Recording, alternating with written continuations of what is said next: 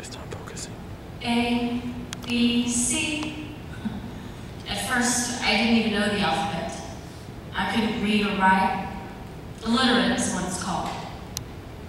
I'm sure you're wondering what my story is. Well, it's one you've never heard before, and one that I pray no 16-year-old child ever has to tell again. Meet Precious Jones, an illiterate 16-year-old girl who up until now has been invisible. Invisible to the father who abuses her, the mother who batters her, and to the authorities who dismiss her. When Precious meets a determined and caring teacher, we follow her on a journey of education and enlightenment, as she not only learns how to write about her life, but how to make it her own for the first time in Push by Sapphire. My name is Clarice Precious Jones. I don't know why I'm telling you that. I guess it's because I don't know how far I'm going to go with this story. I was held back when I was 12 because I had a baby from my father.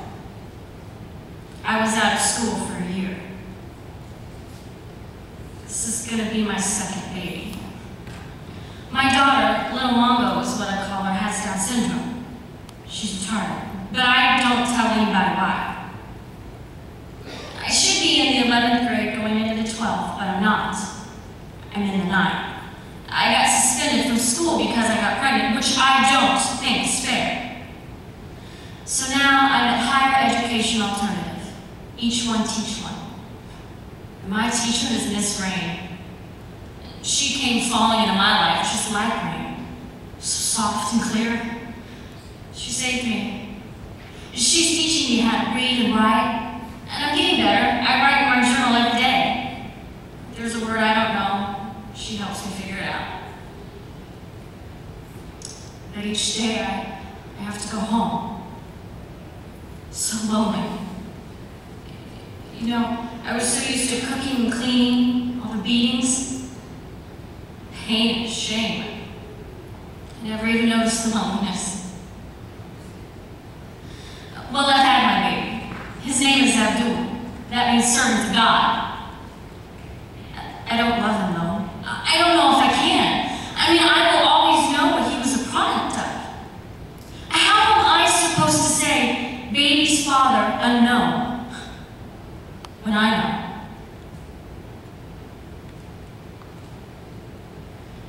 December 13th, 1986.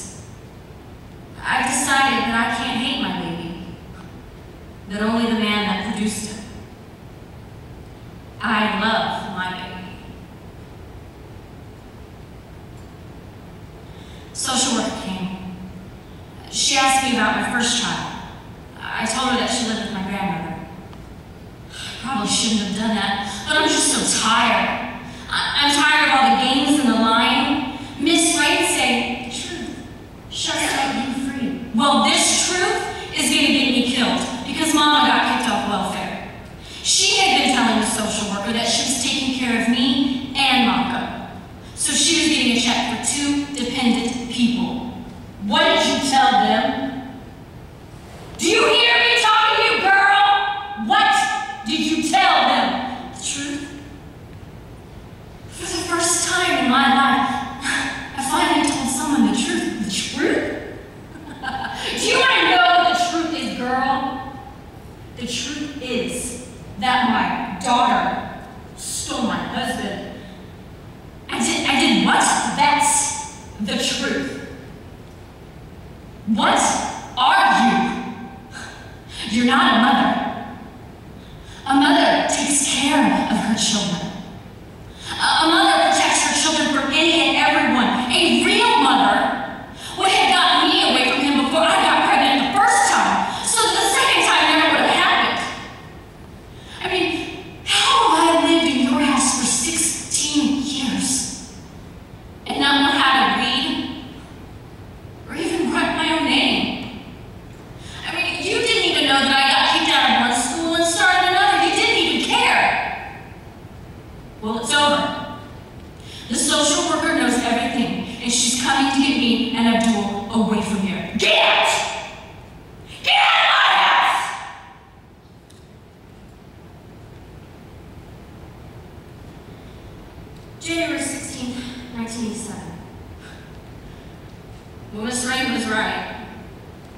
The truth did set me free. Well, I've read my first 3 books, and I've made so much progress that I won an award, the Mayor's Literacy Award. I also received a certificate, and I can read it. Every single word.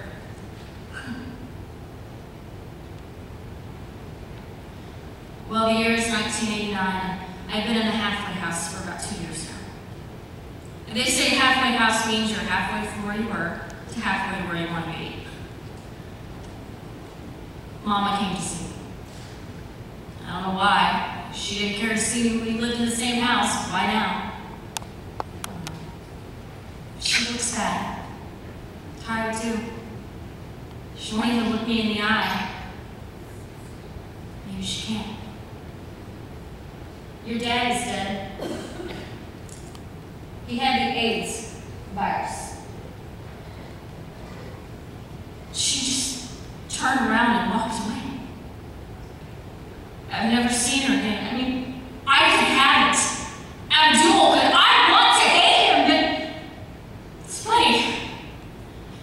He gave me the only good thing in my life. Aside from his reign in the ABCs. Abdul came from him. My son.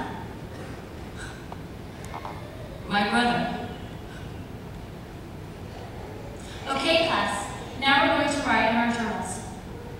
I can't today. I'm so tired. I just don't have anything to write about. Precious.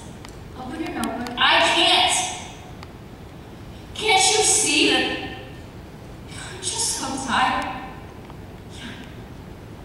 I know you are precious. But you can't stop now. You have to push.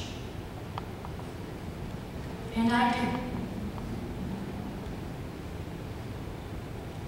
Mother to son. Well, son, life for me ain't been no crystal stair. It's attacks and splinters and boards torn up, and sometimes places with no carpet, just bare. But all that time I've been climbing, turning corners, reaching landings, and sometimes going to the dark where there never been no light.